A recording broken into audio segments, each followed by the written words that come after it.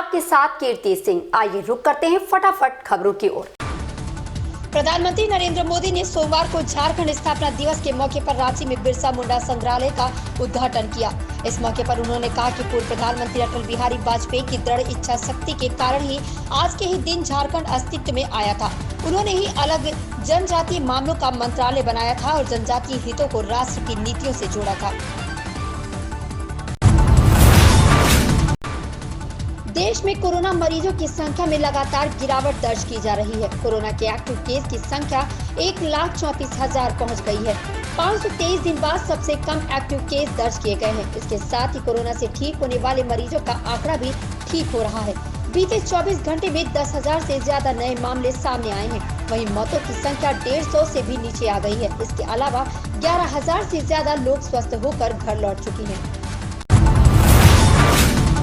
उत्तर प्रदेश में चंद महीने बाद होने जा रहे विधानसभा चुनाव का प्रचार सीएम योगी आदित्यनाथ पर केंद्रित हो गया। इसके लिए उनसे सख्त प्रशासक, त्यागी और भ्रष्टाचार विरोधी चेहरे की छवि गढ़ी जाएगी। मुख्य चुनावी गीत ओमकारा फिल्म के गाने से प्रेरित सबसे बड़े लड़ैया योगी होंगे। योगी की छवि को निखारने के लिए फिलहाल कई अन्य चुनावी गीतों पर मंथन जारी है। हजारों साल पहले एक न्यूक्लियर संघर्ष में मंगल ग्रह पर एक प्रजाति का समूल विनाश हो गया है। पृथ्वी भी उसी खतरे की ओर बढ़ रही है। पृथ्वीवासियों को भी भविष्य में ऐसी ही तबाही का सामना करना पड़ेगा। इस तबाही से पृथ्वी को बचाने के लिए रूस में बोरिस्का किप्रियानोविच का जन्म हुआ है। ये दावा खुद बोरिस्का का ही है। वह बताता है कि पृथ्वी को बचाने के लिए उसने पुनर्जन्म लिया है। मानव के रूप में जन्म लेने से पहले वह मंगल ग्रह का निवासी था। सप्ताह के पहले कारोबारी दिन सोमवार को शेयर बाजार की तेज शुरुआत हुई। सकारात्मक वैश्विक संकेतों के चलते दोनों इंडेक्स हरे निशान पर खुले।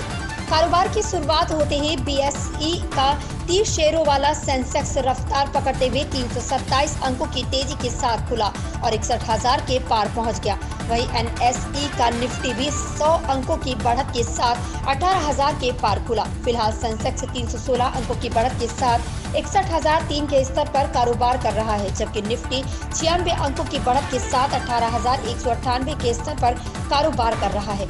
ओएनजीसी के शेयर इस समय सबसे ज्यादा 4% की बढ़त लिए हुए हैं।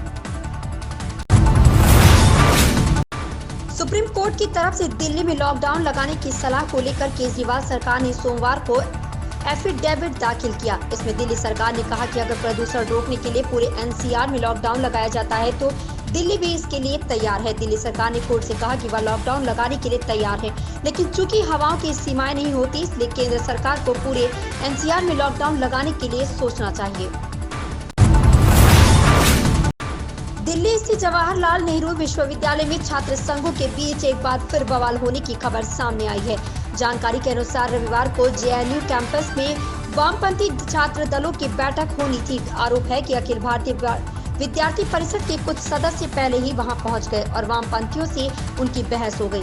बहस इतनी बढ़ गई कि दोनों पक्षों के बीच मामला मारपीट तक पहुंच गया। वित्त मंत्री निर्मला सीतारमण राज्यों के मुख्यमंत्रियों और वित्त मंत्रियों के साथ एक अहम बैठक करेगी। ये बैठक दोपहर 3 बजे होनी है। इसमें आर्थिक विकास को प्रोत्साहित करने के लिए वर्तमान समय का उपयोग करने के लिए केंद्र के साथ साथ राज्यों के स्तर से भी प्रयास किए जाने के लिए व्यवस्था तैयार की जाएगी। कोरोना संक्रमण के कारण लगभग 18 महीने से स्कूल बंद हैं। इन स्कूलों में वर्चुअल कक्षाएं संचालित की जा रही हैं। ऐसे में एक रिपोर्ट ने इस व्यवस्था की कलई खोल कर रख दी है। रिपोर्ट में दावा किया गया है कि भारत में 60% से ज्यादा बच्चे इंटरनेट का प्रयोग नहीं कर पा रहे हैं। ऐसे में रिमोट विकल्प पर चल रहे स्कूलों और शिक्षा की वैकल्पिक व्यवस्था को बड़ा झटका लगा है। साल 2021 का आखिरी चंद्र ग्रहण 19 नवंबर शुक्रवार को लगने जा रहा है। बताया जा रहा है कि 19 नवंबर को लगने वाला चंद्र ग्रहण सदी का सबसे बड़ा चंद्र ग्रहण है।